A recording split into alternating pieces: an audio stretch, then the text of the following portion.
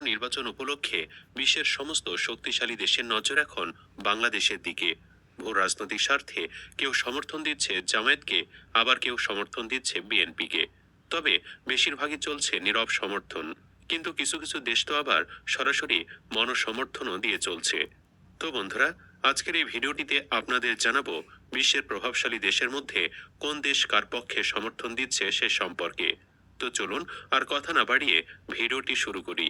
তবে বন্ধুরা, ভিডিওটি শুরু করার পূর্বে অনুরোধ রইল, ভিডিওটিতে একটি লাইক দিয়ে শুরু থেকে শেষ পর্যন্ত দেখুন। পাকিস্তান।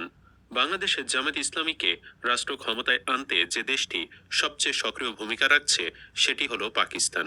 পাকিস্তানের সাম্প্রতিক কর্মকাণ্ড পর্যবেক্ষণ করলে দেখা যায় জামায়াত ইসলামীর পক্ষে তারা এমন কোনো তৎপরতা নেই যা করছে না।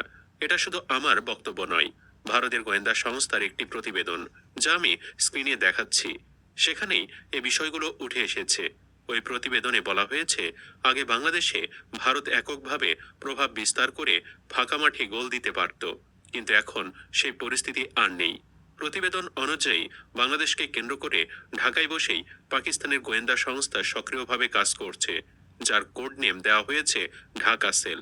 এই তথ্য নাকি ভারতের গোয়েন্দা সংস্থা কে সরাসরি জানানো হয়েছে। এখানে বিষয়টি শেষ নয়। অভিযোগ রয়েছে, পাকিস্তানের হাই কমিশনার একাধিকবার জামায়াত ইসলামীর আমিরের সঙ্গে বৈঠক করেছেন। এরপর আরও এক ধাপ এগিয়ে পাকিস্তানের ডেপুটি প্রাইম মিনিস্টার কোনো সরকারি কর্মসূচি ছাড়াই সরাসরি পাকিস্তান থেকে ঢাকায় এসে জামায়াত আমিরের বাসায় গিয়ে আলোচনা করেছেন। অর্থাৎ এই পাকিস্তান চায় যে কোনো মূল্যে আপনার জামায়াত ইসলামীকে ক্ষমতায় নিয়ে আসতে। পাকিস্তানের বিপক্ষে ভারত অবস্থান নিয়েছে বিএনপির পক্ষে। আমাদের পার্শ্ববর্তী দেশ ভারত শুরু থেকেই প্রকাশ্যে আওয়ামী লীগ পতনের পর বিএনপির প্রতি আস্থা রাখছে ভারত। তবে এখন প্রকাশ্যে কোনো মন্তব্য না করলেও গোপনে সমর্থন দিচ্ছে বিএনপিকে। কারণ ভারত একটি হিন্দু রাষ্ট্র।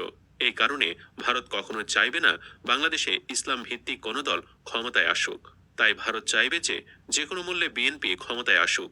ইতিমধ্যে ভারতীয় হাইকমান্ড ও ভারতের পররাষ্ট্র মন্ত্রীর সঙ্গে তারেক রহমানের দফায় দফায় বৈঠক হয়েছে। এই থেকে বোঝাই যাচ্ছে বিএনপির প্রতি সরাসরি সমর্থন রয়েছে ভারতের।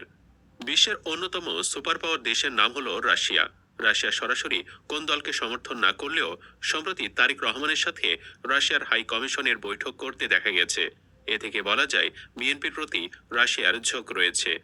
অন্যদিকে আরেকটা সুপার পাওয়ার কান্ট্রি আমেরিকা, যার অবস্থান রাশিয়ার বিপরীতে। বর্তমানে আমেরিকা প্রকাশ্যেই বাংলাদেশের অভ্যন্তরীণ রাজনীতিতে হস্তক্ষেপ করেছে। রাশিয়া যেমন মৌন সমর্থন দিচ্ছে বিএনপিকে, ঠিক তেমনিভাবে আমেরিকা তাদের কার্যকলাপের মাধ্যমে প্রকাশ্যে সমর্থন দিচ্ছে জামায়াতকে। স্ক্রিনে যে ছবিটা দেখছেন ভালো করে লক্ষ্য করুন। ইউরোপীয় ইউনিয়নের প্রায় সব দেশের হাই কমিশন জামায়াত ইসলামীর আমিরের সঙ্গে সরাসরি বৈঠক করেছে। অথচ বাংলাদেশে এত রাজনৈতিক দল থাকা সত্ত্বেও অন্য কোনো দলের প্রধানের সঙ্গে এভাবে বসেনি তারা। প্রশ্ন হলো, পশ্চিমা বিশ্বের সব কূটনীতিক একসাথে কেন জামায়াতের সঙ্গে এত ঘনিষ্ঠ হচ্ছে? বাস্তবতা হচ্ছে, মার্কিন যুক্তরাষ্ট্রের সিগন্যাল ছাড়া পশ্চিমা বিশ্ব কখনোই জামায়াত ইসলামীর সঙ্গে বসতো না। এছাড়াও সম্প্রতি আমরা দেখেছি জামায়াত ইসলামের আমির দফায় দফায় যুক্তরাষ্ট্র সফর করেছেন, যে কারণে এই সফরগুলো স্পষ্ট একটি বার্তা দেয় জামায়াতকে ক্ষমতার মসনদে বসাতে চায় আমেরিকা। অন্যদিকে আরেক সুপার পাওয়ার কান্ট্রি চীন। আর চীন সমর্থন করছে জামায়াতে ইসলামীকে। চীন খুব ভালোভাবেই জানে ভারতের সঙ্গে তাদের সম্পর্ক দীর্ঘদিনের বৈরিতার।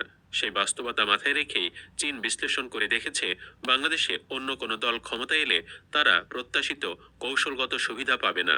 একটি দলকেই তারা তুলনামূলকভাবে উপযোগী মনে করছে, জামায়াতে ইসলামীকে। সম্প্রতি আপনারা দেখেছেন চীন রাষ্ট্রীয়ভাবে আমন্ত্রণ জানিয়েছে জামায়াত ইসলামের আমির সহ 8 জন কেন্দ্রীয় নেতাকে। বাংলাদেশে বহু রাজনৈতিক দল থাকা সত্ত্বেও চীন আর কাউকে এভাবে ডাকেনি। এটাই প্রশ্ন তোলে, ওই সফরে কি আলোচনা হয়েছে তা প্রকাশ্যে জানা যায়নি। তবে এটিকে অনেকে একটি গোপন ও গুরুত্বপূর্ণ বৈঠক বলে মনে করছেন।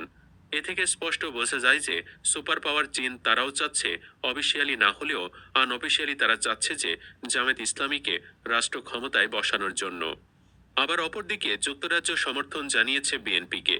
ইতিমধ্যে বিএনপির চেয়ারম্যান তারেক রহমানের সাথে যুক্তরাজ্যের রাষ্ট্রদূতেরা বৈঠকও করেছে। তাছাড়া তারেক রহমান দীর্ঘ 17 বছর ইংল্যান্ডের রাজধানী লন্ডনে থাকায় তাদের সাথেও তার সুসম্পর্ক তৈরি হয়েছে। যে কারণে যুক্তরাজ্য চায় তারেক রহমানকে ক্ষমতায় আনতে।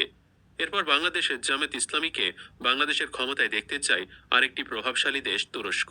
তুরস্ক শুরু থেকেই প্রকাশ্যভাবে জামায়াত ইসলামীকে সমর্থন দিয়ে আসছে। এটা কোনো গোপন সমর্থন নয়, একেবারে অফিসিয়াল অবস্থান। যখন জামায়াত ইসলামের নেতা কর্মীদের ফাঁসি দেওয়া হয়, তখন তুরস্কের ক্ষমতাসীন দল একে পার্টি সরাসরি রাজপথে নেমে প্রতিবাদ জানিয়েছিল। এই ঘটনায় প্রমাণ করে তুরস্কের সমর্থন শুধু কূটনৈতিক ভাষায় নয়, এটা ছিল প্রকাশ্য। এরপর থেকে ধারাবাহিকভাবে তুরস্কের হাই কমিশনের সঙ্গে জামায়াত ইসলামীর একাধিক বৈঠক হয়েছে এবং তারা বিভিন্ন রকমের পরামর্শ দিয়ে জামায়াতকে সহযোগিতা করতেছে।